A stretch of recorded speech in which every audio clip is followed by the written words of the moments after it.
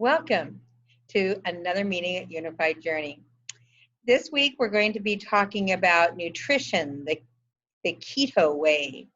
We have Candice Nguyen here to explain that in more depth, and we're so grateful that she's here. Got a lot of knowledge to share with us. So tell us about this nutrition, the keto way.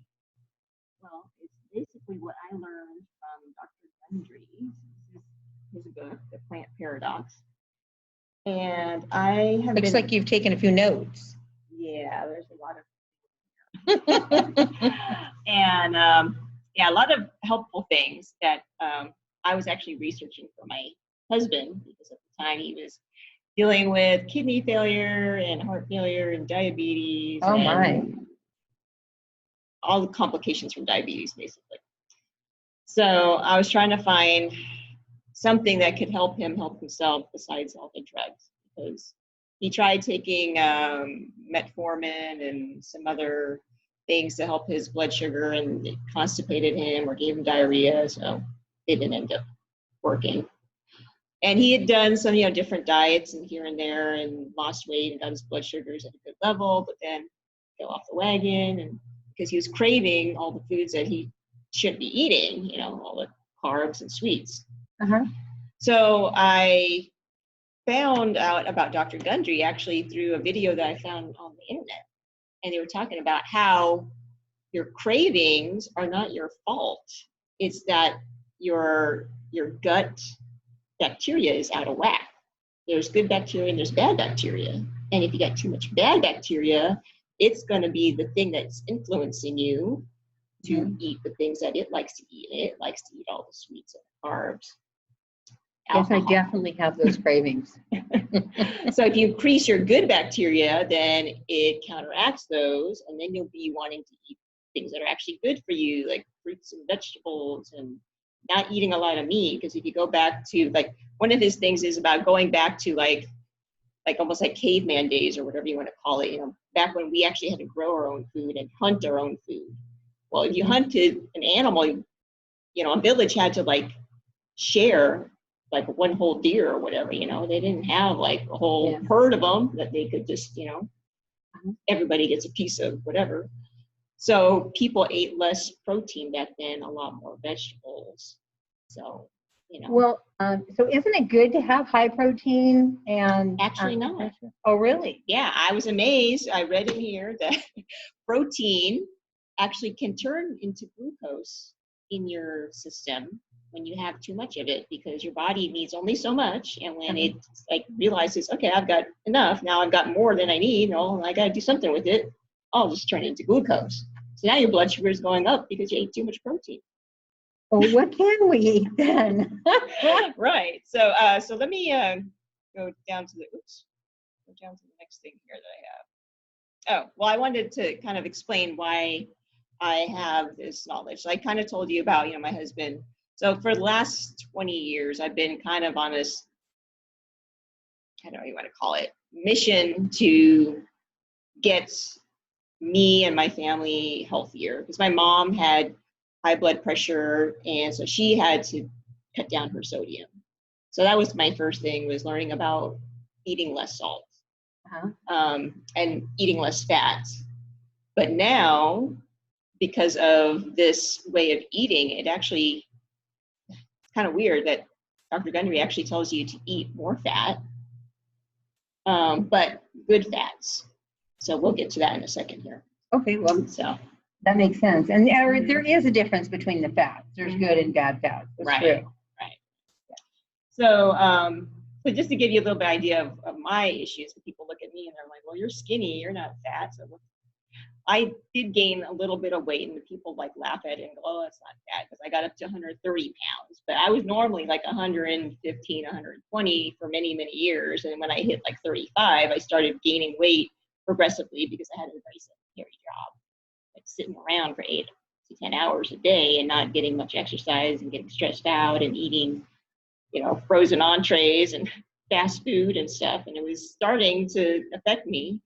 But I was very disciplined and realized, okay, when I got to I went from a size 5 to size 7 to size 9 or 10, I'm like, I do not want to go past 10. And so I just drew a line in the sand and, you know, did everything I needed to get it down to like a 7, 8 again. But my husband was not that disciplined as me. So I figured, okay, I have to find something that works for him. I found what works for me. So I researched this and I told him about it, and we did it for a while, but you know, my husband has a different mentality than me, so he wasn't able to keep up with it. So I have to preface this and say that this works for a lot of people, but it may not work for every person. So I'm sharing this just because I don't know who it's going to work for, you know, and if it works for you, then great. And if it doesn't work for you, then share it with somebody else and maybe it'll work for them. Is it something that someone should talk to a physician before starting? Oh yeah, definitely. Okay. I mean, anything that you do with your body, you have to talk to your physician. Now, they may not know anything about it, so you have to keep that in mind. I mean, if you're asking them for permission, they're probably going to say, well, I don't know anything about it, so I don't think you should do it, because they just think anything that they don't know about is dangerous. But this is a pretty popular diet right now, isn't it? It's pretty well known. Yeah, well, it's getting more well known. The ketogenic one is known, but this is taking keto and twisting it a little bit, because he actually takes out other foods that normally on a ketogenic diet you could eat. I use the word diet, but diet really isn't a good word to use for this. Is a lifestyle change. Right. I don't like the word diet either, because with the word die. Oh, I never thought about it that way before, but now that you mention it, I do see that. But diet, the word diet seems to scare people. It's like, okay, this is a temporary thing, so I can get my weight off. But not always is it taking the weight off, but it's making you healthier. And sometimes we get so focused on the weight that we forget about the health aspects of it. Because sometimes people are healthy, extremely healthy, but they're carrying a little more weight than they would prefer, or other people would prefer them to do. We tend to judge people by their appearance. But if you're living a healthy lifestyle and you're eating properly and you have the energy that you need to do the things that you need, then that's what's important, more so than worrying about what size that you are. Yeah, it's about how you feel. It's your exactly quality right. of life. I mean, people are different sizes. So somebody that is normally a size 10, that might be just, you know, how they are. I mean, they're taller than me.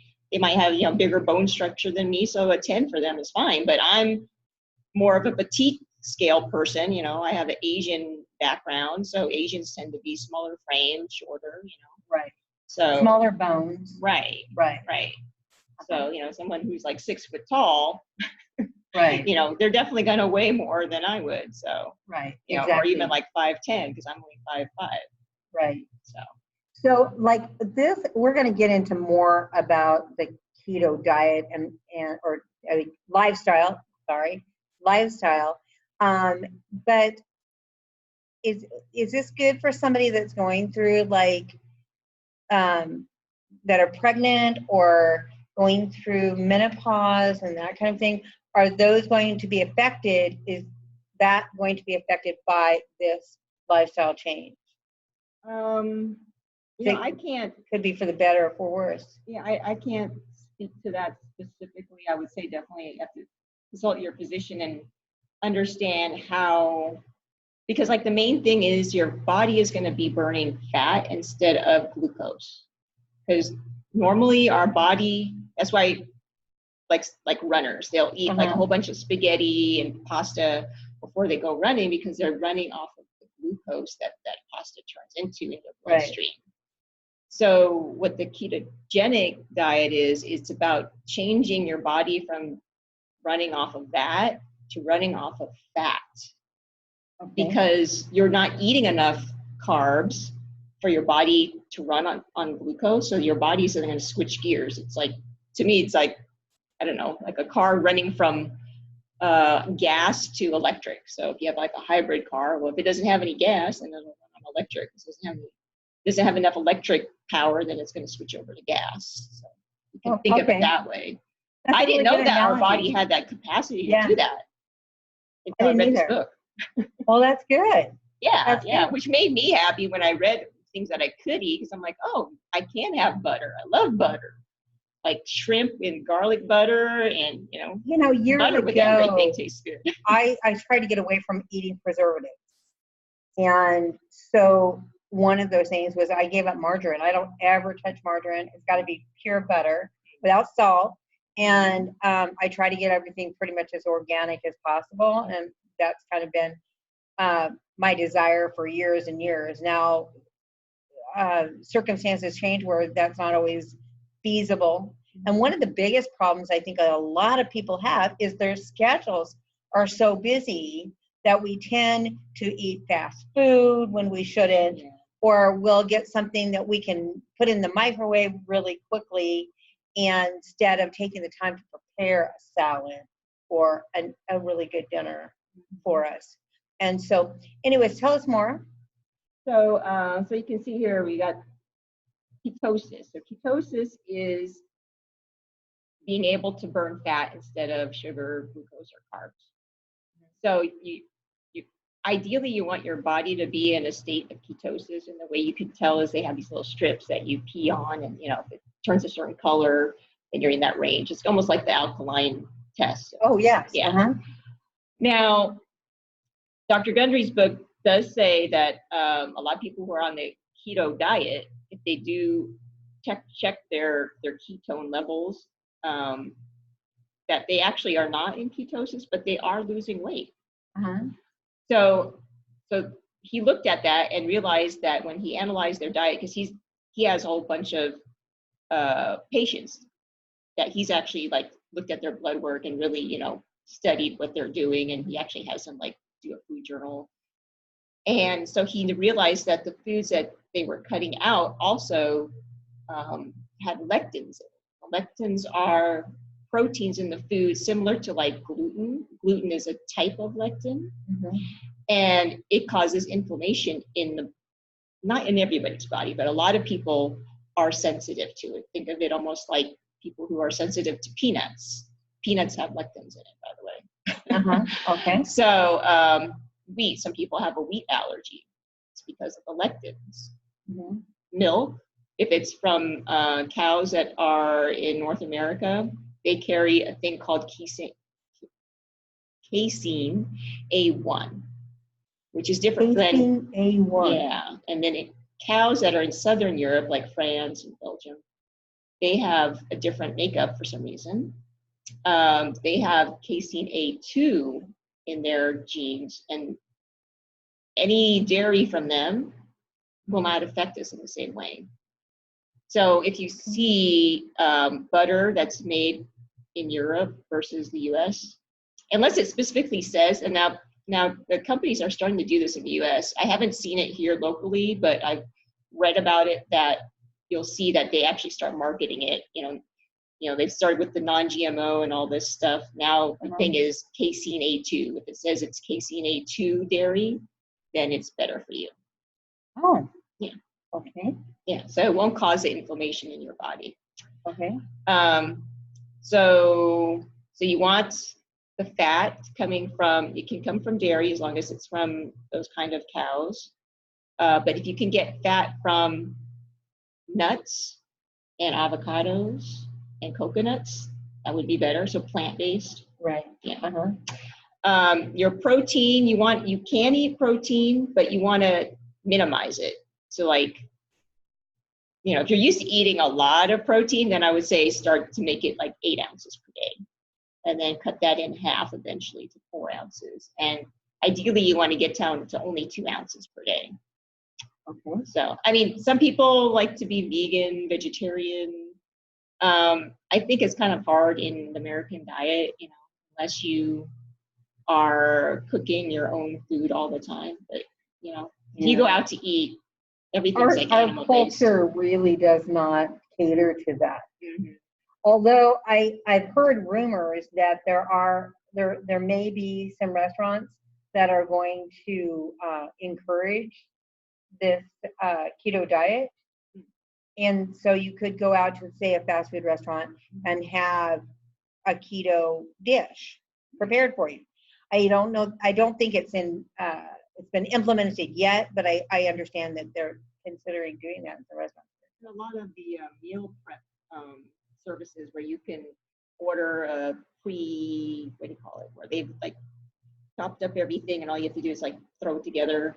Oh, yeah. So a lot of those have it where you can pick paleo or keto or grain free or whatever, So I know that there's new ones popping up all the time. I was in Las Vegas not too long ago. But they are pricey. That's the only thing. And one of my girlfriends took me out for lunch, and we went to Sweet Tomato. Oh, yeah. Have you been there? Mm-hmm. Oh my gosh, that was like the best place on the planet. I thought, I'm like, we need a place like this in Bullhead. Oh, yeah. It was wonderful. It was really an incredible place. So if you guys are in Las Vegas, you might want to stop in there and try them. They're really, really a good restaurant. Yes, so you can pick whatever you want. If you want just vegetables, you can. And if you want meat, they got that. Do they have meat? I don't remember seeing any meat. Yeah, there. I remember they had like things like not meatloaf, but like some kind of like hot dish that had meat in it, like lasagna or something like that. Oh, see, I think they have like an Italian station that they have. Like there's like pasta. I'm not an expert. I was only there the one time, but I thought everything was meat free. I thought they have chili and something, but I thought it was meatless. I don't know. Like I said, I haven't been there in years. I don't know, but I'd like to go there again. Maybe we should make a trip. Yeah. We'll go to Las Vegas just to eat at Sweet Tomato and see if it's any good. Plenty of Vietnamese food here either, or Hawaiian food. So it would be nice Hawaiian food. That's an interesting concept. We may have to have a class on that. Just that alone. Oh, that sounds really good. Good idea. Yeah. Okay. I'm sorry. I pulled us away from our class yet again. I always get off sidetrack. Sorry.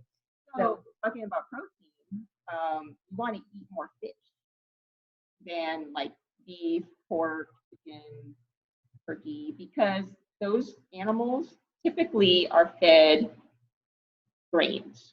Grains have lectins. So if the animals eat lectins, you're eating the animals, you're getting lectins too indirectly. Yeah. So that's the reason why. And then there are even like farms where they grow shrimp and fish, and they're feeding them like corn and soybeans and stuff. Yeah, like I didn't even know that they do that. I never thought, what do they feed fish when it's on a farm? Well, that's interesting. So you really want wild caught fish. And you don't want to eat fish too often too, because then you have to worry about the mercury, because. What if you don't like fish? Well, if you don't like fish, then you have to then look for more protein from plant-based foods, So there are plants that have protein in it, just that you have to eat more of it. And like nutritional yeast is something that has a lot of protein in it. So that's what a lot of vegan people put like on their salads, or it has kind of a cheesy taste to it. So I'll put it on my scrambled eggs instead of putting Parmesan cheese. I'll use the nutritional yeast. It's like a powder. I have to try that. Yeah, I would like to have a class where I bring little samples and everybody could taste it, so that way they know before they go out and buy a whole bag. I'm sure the people in our audience here would like to do that. Yeah. We'll let you know when that's going to happen. Yeah. And then less carbs. Well, let me go to the next slide here, because actually I have more details.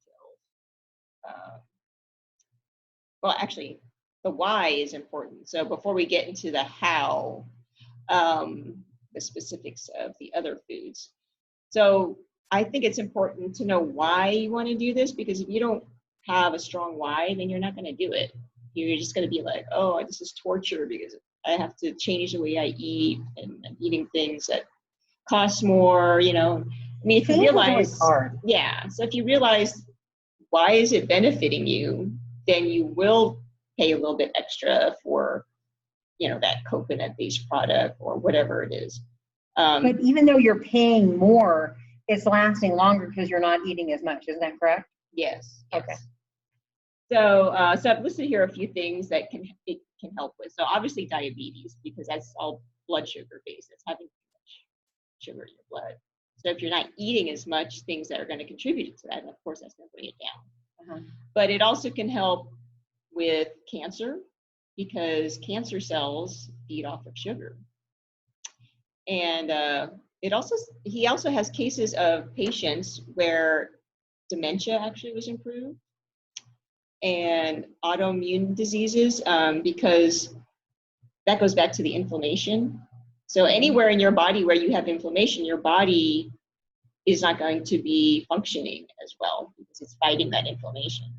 It's thinking that you've got something in your body that it needs to fight. And so your body's like kind of stressed out. You're not like sick, like you don't have the flu, Right. but your body is constantly trying to get rid of something. And that's why it's putting inflammation there. Like when you get a thing in your finger, you know, like a thorn or something, it gets red, right? It gets inflamed. It's just trying to push that thing out. Right. And when it finally gets out, then it takes a while, but then it heals.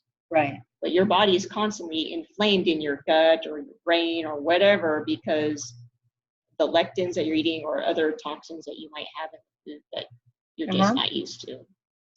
So,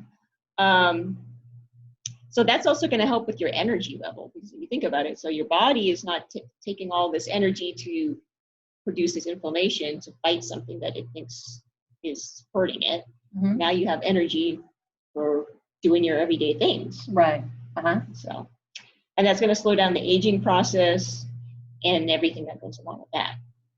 So I think you and I were getting up there to where we really want to slow down the aging process, because I know I'm getting more wrinkles. And oh my gosh, yes, that you're wrinkling so badly. Well, I cover. That's why I wear the hat and I wear my bangs down so you can't see the wrinkles here. That's not true. Oh, when I get up in the morning, I can see it here too. I put on a lot of, well, not a lot, but I put on moisturizer. I try to protect my skin from the sun. I want some sun, you know, for the vitamin D. You know, you should get at least like 10 minutes or so, but you don't want to overdo it and then get skin cancer and get wrinkles, dehydrated. So I should have worn my hat today.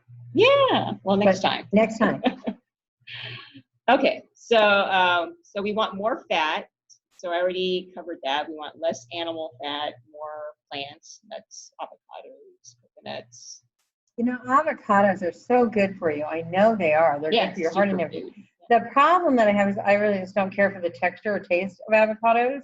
But I've been trying to figure out a way that I can get that in my diet. I haven't tried it in smoothies, but I've been thinking about trying it. Trying to get that in my diet because it's so good for you. Okay. You put an avocado in. You're not making the mistake I made. I put a whole avocado in for one smoothie because it's going to be too thick. And you end up having to add more water or whatever it is that your liquid base is. And yeah, you're going to end up spending a lot more time getting it the way you like it, because otherwise it's going to be too thick. Because it thickens it almost to the point of like a malt milkshake. Really? You know how those are really, really thick, like you barely suck it through the straw. Yeah. So if you want to thicken it to a point where it's good and you don't taste the avocado, it's like a mild taste. If you like say if you put strawberries and other berries or cherries in there, that's going to be your primary taste. If you just put in 1/4 to 1/2 of avocado, you'll get the good fats in there and all the other vitamins and stuff that's in there. 1/4 to 1/2. It depends on the size of the avocado, because you know some are like itty bitty, like a fist size, and others are like twice that size. So if I say 1/2, the big one, that's going to be equal to like almost the whole of the other one. Right. So I would say a large avocado. Some good judgment. Yeah. Do 1/4, and then for the small one, 1/2. Okay. Medium. I'll give that a try. I'll try the smaller amount first. You can always add more, you know. Right. So okay.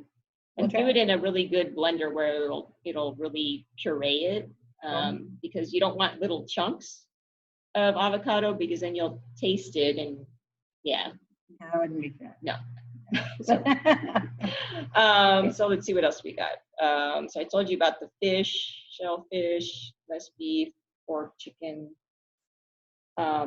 If they're fed those like grains like corn and wheat. Now, if they're fed what they call grass-fed, where they're just roaming around, you know, and eating whatever's growing there naturally, like chickens are eating the bugs or whatever that's on the ground, then those are going to be healthier for you, but they're going to cost more.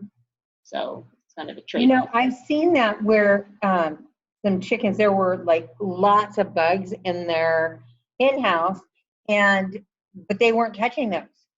They weren't touching them because the person that was raising the chickens was giving them like cornmeal and dead bugs.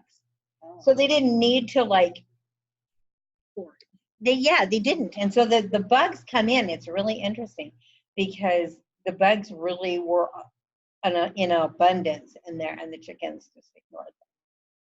So that's an interesting, but I mean, how many of our viewers are raising chickens? So if you are, let them eat the bugs. Yeah, exactly. That's how they're right. Yes. So let's go on to the next thing here. That's carbs. So carbs is traditionally bread, pasta, potato, rice. So you want to eat less of those. If you can cut those out totally, that would be great. But I found that that's not realistic. That's one reason why my husband couldn't stick to the diet, because he loved rice. So we ended up just making compromises, and it's like instead of a cup of rice, then we'll do like a quarter of rice or a half a cup of rice. If you can at least cut down, you're helping. Right. But if you like totally go cold turkey, then you're going to go crazy, and then you're going to go off the deep end. And then, that's when people yo-yo diet, you lost a lot of weight and you're all happy, but then you can't sustain it. And then you end up going back to your ways, and now your body's, recouping, and then you're just putting on even more weight. So, so you want to eat more of the taro. I just noticed I have a little typo in there. Sorry. So you know what taro is? I don't. It looks like a potato, sort of, except it's purple. It's like a lavender color. I've heard of that before. Now that you mention it. Yes, I was actually watching a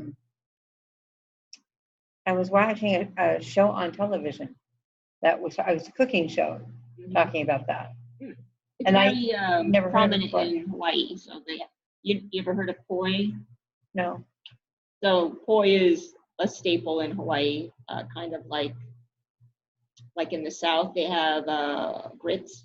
So in Hawaii everybody eats poi. And when people from out of town eat it, they all think it's gross because they're not used to it. So it's something that you kind of eat on the side with like your fish and stuff, and rice. But it's made from potato, and then they add water, and some people add sugar, which is not good. But anyway, it's basically kind of like mashed potatoes, a little more watery, like a porridge, I guess. So anyway, so taro is good actually for you because it's a potato, but it doesn't become glucose in your body very readily. Oh, wow. They call it a resistant starch because it resists becoming glucose, if you want to think of it that way. Okay. Versus a regular potato. And then yams and sweet potatoes are kind of the same way. And then plantains, you know what a plantain is? Yes. It's like a banana. Yes. Yeah. So it's like bigger and. Yes. The only way I know to cook that is with brown sugar and butter. Oh. Well, the butter's good. Yeah, the butter's good. Brown sugar is not so good. Maybe try with stevia instead. Stevia. Well, stevia wouldn't be the same kind of flavor. No, it's going to be different. Molasses of the brown sugar. I haven't had it in a very long time, but I did used to cook those when I had kids at home. I think there's a recipe in his book where you bake them, I think, into chips. Oh, yeah. That would be good. Yeah, he's got some good recipes. Oh, yeah. And actually there's another book called The Longevity Paradox, where it's got even better recipes, but I haven't started that yet. Okay. I haven't finished this book yet. So back to the rice and potatoes. The other thing that I learned is that if you refrigerate them, so you cook them, let's say you boil your potatoes, you're going to make a potato salad. Well, you're going to refrigerate that, right? Yes. So when you refrigerate it, it changes something in there so that it becomes a resistant starch like the other, Really? the sweet potato and the taro. So, but like in a potato salad. Mm-hmm. So if you're going to eat potato salad instead of baked potato. Okay. Unless you bake the potato, you refrigerate it, and then you eat it the next day. Heat it up and eat it. Oh, really? Yeah. Well, don't eat your potatoes the same day you cook them. That's interesting. And the same thing with the rice. Because I love rice, and when I found out that you could do that, I'm like, oh, thank God, now I can eat my rice. But you still got to watch your portions. You know? Right. You still can't be eating like a whole plate of it. Right. So, and then when should you be eating? So there's an eating window of 12 hours or less per day. So the reason that you want to do that is to give your body, your organs, a rest from having to digest. Because that's energy, again, if you think about it. You know, your brain is constantly working, your heart's constantly pumping, right? Well, your digestive system is only digesting when you've got food in there. Right. So if you so don't eat, could you eat like at noon, go until midnight, and then eat again? So you're going to eat at noon and then not eat until midnight? Right, and then go to bed. I'm just asking. Technically, I guess you could, but I don't know if you could last that whole time. I mean, it depends on what you're, I don't know, it depends on your lifestyle. I just that was an interesting, or eating at 6 o'clock. Now, I do that. I may get up at 6 o'clock in the morning and I might have a breakfast and then not eat again until 6 that night. Well, actually, yeah, you know what I think about it, because Dr. Gundry actually said that he's gotten to a point where he only eats one meal a day. I haven't gotten to that point yet, but he has like some coffee in the morning, and then he doesn't eat till like after he gets off work at 6 o'clock, and then he has like a really big meal. Right. Because he says it's going back to like, if you think about, the good old days when you had to hunt for your food each day, there was no refrigeration. So you got up, there was no food. You had to catch your food, cook it. So by the time you did all that, it's like afternoon. Right. Well, depending on what time you get up. Let's say you get up at the crack of dawn, and I guess by noon time, then you had your food. And then you would eat a lot because you couldn't refrigerate it. I could actually see where that would be possible. Yeah. Because a lot of people, and I'm one of those people, do not like to eat breakfast. I mean, I do occasionally eat breakfast. I try to force myself, but I don't like forcing yourself. I don't like to eat breakfast. Yeah. And I will go, many times I'll go till between 2 and 4 in the afternoon. And then I get hungry and then I want to eat something. And then I could eat and then I don't eat anymore, because depending on what time I can go to bed, of course. Right. If I get too tired, then I want to eat because I'm tired. But then I think my body is looking for more energy to keep going, when I could just go to bed and go to sleep and get up the next day and probably pull off the same thing. When I'm working and I'm busy all the time, I don't think about eating. Right. I know it doesn't look that way, but trust me, I can go quite a ways if I'm busy moving and doing things. If I'm just sitting, then it's like some people eat out of boredom, right? I got, If you're watching TV or something, and then you like, oh, that looks good, and you want to eat it. Well, and subliminal messages are on the TV screen. And if you're going to the theaters, that's there too, for the popcorn and the soda pop. And even on your phone, if you're like, on social media, you have all these little ads that pop up. Oh yeah, they do. So we have to be careful everywhere we go and whatever we're doing. So anyways, but that's a very interesting concept. Not that I'm telling people not to eat, except for once a day, or that you're telling them to do that either. I asked the question as kind of more or less of a joke, but then after thinking about it, it's really not that absurd of a question. So you got to eat enough to sustain yourself for that 12 hours. Well, some people talk about, if you're only eating like say 2 scrambled eggs, right, and a smoothie. That's well, not some enough. people talk about grazing. You eat just a little bit, eat all the time, all day long. Yeah, that was another eating style, and I tried that and I liked it. And for me, it didn't really make a difference either way, because I don't have blood sugar problems. I never did. But they say that for somebody that has blood sugar problems, that you would stay even because you were constantly eating something. So I could see how that makes sense. But then when you're thinking about giving your organs a break, you're not giving a break. So actually, that would be bad in that sense. Seems to me it'd be hard to do because you're doing stuff during the day. So how do you eat while you're typing or while you're talking? What I did was like eating nuts. I was eating a lot of nuts, almonds, walnuts. So I would have that next to my computer, and just be like every once in a while, Oh yeah, okay. But if you have a more physical job, well, yeah, I mean, you would be depending able on to do that. Yeah. So okay. I don't recommend grazing. So let's see, what else did I put here? Burn fat when fat stores are higher than sugar. So so if you're eating a lot of fat and less of the sugar, then your body is going to, when you're not eating, then it's going to see your reserve fat and start burning that off. So that's how people can lose weight with this kind of diet. Once you get to the point where your body has made the switch. Now, if you're kind of like half and half, then you're not going to see the results.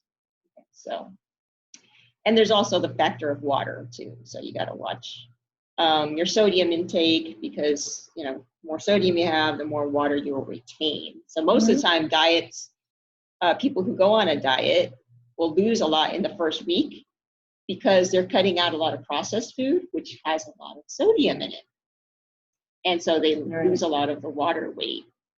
So this could actually, I guess that could also happen with doing a keto type eating style, because you are going to get rid of the processed food. Because you're going to be looking at doing things more yourself, or you're, just eating things that are usually not processed. Although there are a lot of frozen entrees now that I've found that are like paleo, and I haven't found one that's keto yet. But they do have no preservatives in there from what I've seen. So if you are in a time crunch and you're like, oh, I need to have frozen dinners on hand, so when I get home I could just throw something in the microwave real quick. Well, I would say that would be like a compromise that you could make, but you don't want to do that long term.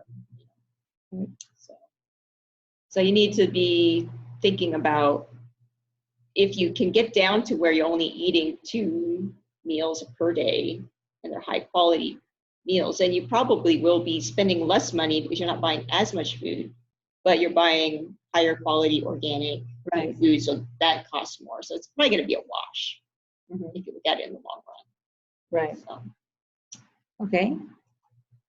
So that's about all I have to share today. There's so much information in this book, so I kind of like went through and picked through different things to share.